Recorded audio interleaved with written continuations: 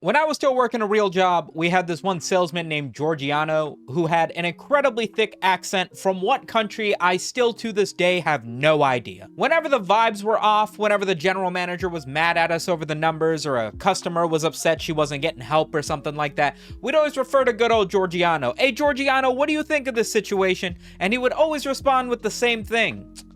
Drama, drama. And so I figured what better for a name for this show than exactly that. Welcome to Drama, Drama. MrBeast has found himself in some drama over the course of the last couple of weeks, with what started with just being associated with Ava Tyson, who herself has found herself in some hot water in an attempt to distance himself from that controversy, has found himself knee-deep in a tremendous amount more controversy that actually seems like it's got a lot more things that might have people a bit more upset at the perfect YouTuber, MrBeast. I'm sure at this point you guys are sick of hearing about MrBeast, and even if you aren't paying attention to the drama, it's not like the drama isn't paying attention to you. The number of headlines that people have been milking out of this situation almost seems comical. MrBeast is finished. MrBeast, it's done. MrBeast is over. MrBeast is finished? That one doesn't even make sense. This drama would start about a year ago, sparked by a video by SunnyV2 titled something to the tune of How Chris Will Become a Nightmare for MrBeast, in which he talks about Ava Tyson, formerly Chris Tyson, a close friend and recurring character on MrBeast videos, publicly coming out as trans and reaching a bit of virality as people noticed a difference in her appearance due to the hormones. The video basically doesn't bring up any real points, arguably just sort of speculates that Ava Tyson will become not so brand friendly for MrBeast, whose videos are entirely family friendly and sort of children focused, and Ava Tyson would be bad for that brand image because... Exactly! With no other points given, it was hard for anybody who watched this video to get any sort of takeaway other than trans people bad. Because of that, most people really wrote off this video as nothing more than clickbaity garbage, with even MrBeast responding to it on Twitter, stating, "Yeah man, I don't like the tone of this video. Chris isn't some sort of nightmare for my brand, that's my friend, bro." As fun as it was to see MrBeast stand up for one of his friends, and as cool as it was to see the internet finally rally together to hate on these channels that put out completely faceless commentary, drama, clickbaity bullshit, it wouldn't last all that long. Although again, this did start from like a year ago, so objectively it did kind of last a while. As of about a month ago, SunnyV2's video would start to age a little better. I mean, every single point that he made in his video was still stupid, but the overall consensus that Ava Tyson would be the reason that MrBeast would face some backlash, he used the wrong equation, but he got the right answer. As seems to always be the case, Ava's downfall would come from some leaked messages from a Discord server. It's so funny how often that is the case. These messages from the Discord server would show Ava making inappropriate and sexually charged jokes and messages with people of questionable age in a group setting. MrBeast was also shown to be in these same Discord servers making these same jokes alongside everybody else. While that has screen grabs, there were also people saying that allegedly they did have channels that were not safe for work or 18+ in which people would post either nude images of themselves or sexually themed images in one capacity or another. Many people claim that some of the users posting these images, either posting them or having access to the channel, were underaged. And while that in and of itself isn't anything tremendously new, I mean, if you have a Discord server with thousands and thousands of people, it isn't completely unprecedented that people will make some off-color jokes, but obviously it would be the people alleging that Ava Tyson was the one that was spearheading most of these conversations that would really make it painted very poorly on MrBeast, who was also engaging in these same conversations. But what really drove the nail in would be Ava Tyson's association with known internet artist Shadman. And I'm saying known internet artist, it's incredibly lightly. The reason that you know who Shadman is, if you don't, is because he was so incredibly popular and grew to such infamy online for drawing sexually explicit depictions of children. And I don't mean like lollies, like anime, oh, they're 5,000 years. No, like actual children, like Keemstar's kid. It was very difficult for you to know who Shadman was and not know that this was the sort of art that he produced. So when it was revealed that Ava had reached out to Shadman publicly on Twitter, seemingly asking for some sort of commission,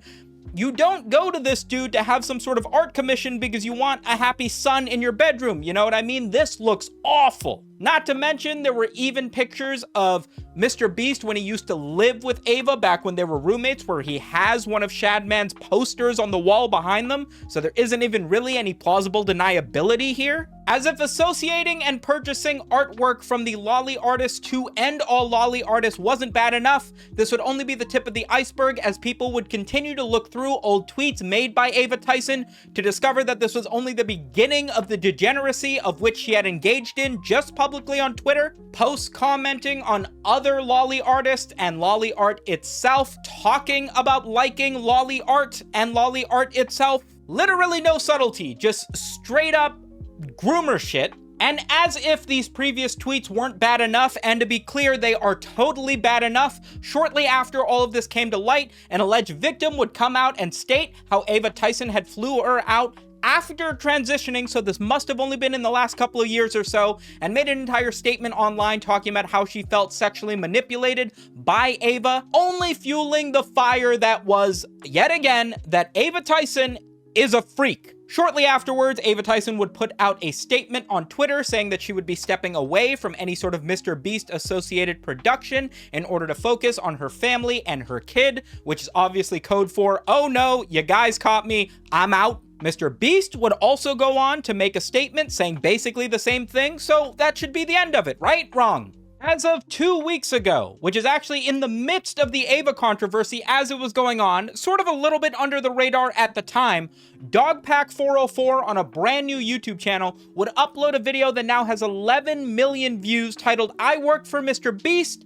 He's a fraud." This video would be met with lukewarm reception, although it did open up a larger discussion about the legitimacy of MrBeast's videos, a vast majority of which are basically just showcasing him spending tremendous amounts of money to either do something that's a tremendous spectacle, or having people come together to engage in competitions for ridiculous amounts of money, a la Squid Game style. Dogpack404 claims to be an ex-employee of MrBeast. In fact, at this point, it's confirmed that he did work with MrBeast Productions for the better part of a month and a half. And during his time, he talks about the behind-the-scenes details that he has access to that isn't necessarily the most common knowledge. The vast majority of the video is covering the fact that not all of MrBeast Productions are all that legitimate, that they do a tremendous amount of movie magic trickery to make it seem like people said things that they didn't, that events occurred at times that they didn't, that timers would count down faster,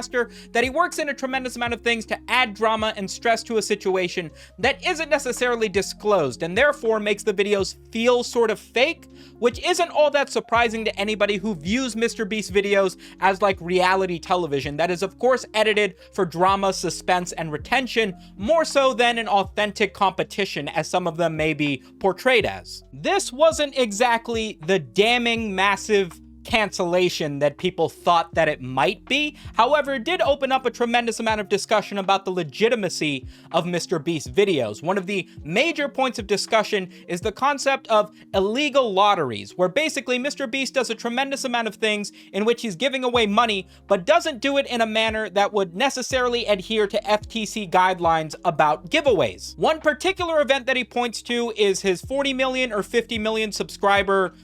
t-shirt giveaway, in which he was doing like a live Instagram live, signing t-shirts, telling people that they were giving away iPhones, AirPods, Xboxes, PlayStations, with a number of different orders, and basically points to the fact that you could only participate in this giveaway if you purchased one of his t-shirts, which is illegal, but also points to the fact that a lot of the teammates and crews were signing as MrBeast, despite the fact that he himself wasn't the one who signed MrBeast. The fact that MrBeast would continue to portray the fact that being subscribed to him would somehow enter you into some sort of lottery to have you meet him, completely hammering in the idea that if you're a subscriber, you could be rich. The idea that when he does these big giveaways with hundreds of contestants competing for a large sum of money, that they're all people that were subscribed to him or randomly picked or fans in one way or another, and points to the fact that a lot of them are other influencers or even employees of the MrBeast team himself competing in this competition, even going so far as to allege that the vast majority, if not all the people that you see competing in these competitions are in one way or another associated with MrBeast and his team. And MrBeast continues to use this sort of marketing strategy to get people to purchase his Beast Bars, subscribe to his channel, buy his merch, with the entire idea being that if you do any of these things and support him, you will be rewarded financially in one way or another, which is evidently just simply not true according to Dogpack404. Now again, this first video by Dogpack404 released a couple weeks ago is not the massive cancellation of MrBeast the way that most people thought it would be, but again, it did open up a discussion about the legitimacy about how MrBeast runs his show and whether or not any of his videos should continue to portray the fact that being a MrBeast fan will result in you receiving some sort of monetary benefit, or even if there's any sort of legitimacy to the competitions that he tries to run in good earnest, or so it seems. That was until just about 24 hours ago, where Dogpack404 releases part 2 of his MrBeast expose, and this one is way worse. The second video released by Dogpack404 is titled, "I Work for MrBeast, He's a Sociopath,"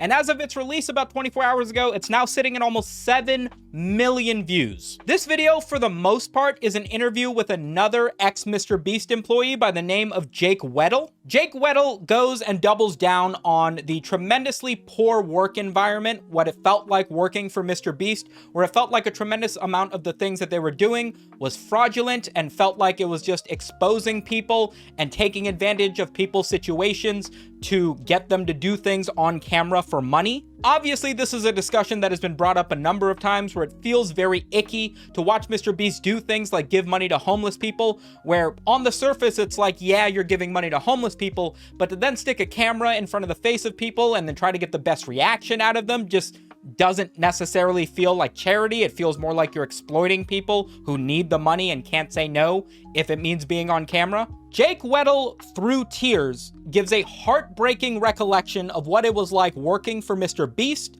The main takeaway from this long video is one video that he was a part of that was evidently supposed to be titled 100 Days in Solitary Confinement, where the idea was obviously you stay in solitary confinement, and if you make it all 100 days, you get a huge amount of money. Jake speaks to how they never turned off the lights the entire time that he was there, which they attribute to a violation of the Geneva Convention. I'm not a war expert, so I don't know how true that is, but he said that he had to take a bunch of sleeping pills in an effort to try to get any sleep in that solitary confinement situation, which doesn't sound fun. He states that MrBeast would commonly come in and introduce him with some sort of challenge to do for the day to, you know, keep up the retention and make it more interesting than just a 100-day time lapse of a dude pacing back and forth, slowly losing his mind. One of the challenges was to run a marathon, 26 full miles while in isolated confinement, which evidently left Jake with blisters because he is neither a marathon runner nor an expert in staying in isolated confinement for that long. After that ordeal, he basically decided that he couldn't do the video, but he spoke to the tremendous amount of stress that he felt. Like,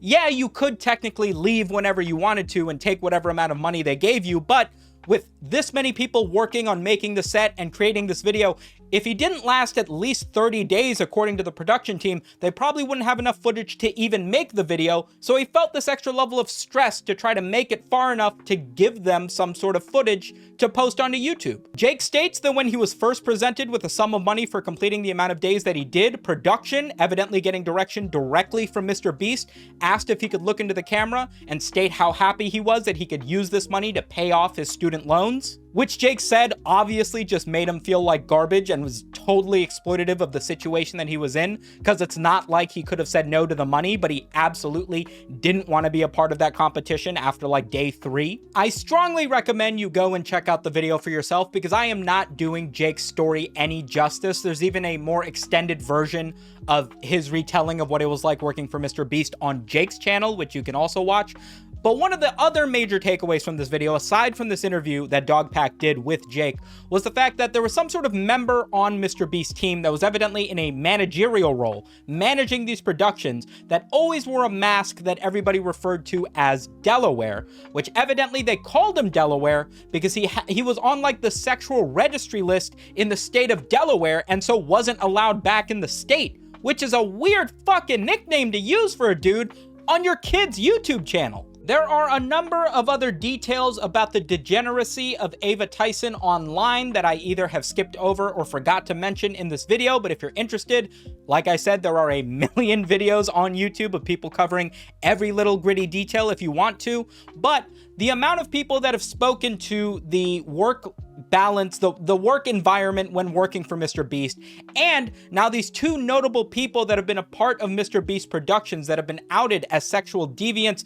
specifically referring to sexual acts against minors, it's become very clear that MrBeast doesn't seem to have any sort of discernment for the people that are working on his team, or rather, more nefariously, MrBeast is fully aware of the things that these people are doing and either doesn't care or is just using this as an environment to platform these people for God knows what reason. Dogpack 404's video has very much been a point of discussion, with the first video mainly being around illegal lotteries. It didn't necessarily feel like something that MrBeast would get canceled for, because whether we like to admit it or not, illegal lotteries is actually relatively commonplace. The idea that if you buy somebody's merch, you have a chance to win something else is technically illegal, but actually happens all the time because most YouTubers just don't know that that's against FTC guidelines against lotteries and sweepstakes. The second video, however, is tremendously more damning, having another member of MrBeast's team, as well as a bunch of people coming together to speak to how that individual was treated when working on one of his video productions, makes everybody wonder how many of MrBeast's other videos were done with bad blood, exploiting people, their time, their money, the situation that they're in order to garner more clicks online. And Dogpack 404 has already alluded to making a third video specifically touching on video production leads and members of MrBeast's crew using these filming sets to take advantage of the contestants sexually. And so everybody's kind of holding their breath to see how bad the situation's actually gonna get. I don't know if YouTube is gonna step in. Like, if this was anybody who was smaller and was shrouded in this much controversy, you might expect that YouTube would just ban them off the platform or delist them or stop letting them get this amount of attention because of the negative press around them. But MrBeast is YouTube. I mean, a single one of his videos does more views than every video I have ever put out. So it really is a testament of how bad is this gonna get, and how bad is it gonna get before somebody like YouTube or Google or sponsors decide that they no longer want anything to do with MrBeast if it does get to that point. Drama, drama, drama, drama. Thank you for watching. Remember to subscribe if you want to catch my videos. Let me know what you guys think in the comments, and I will catch you guys in tomorrow's vid. Peace.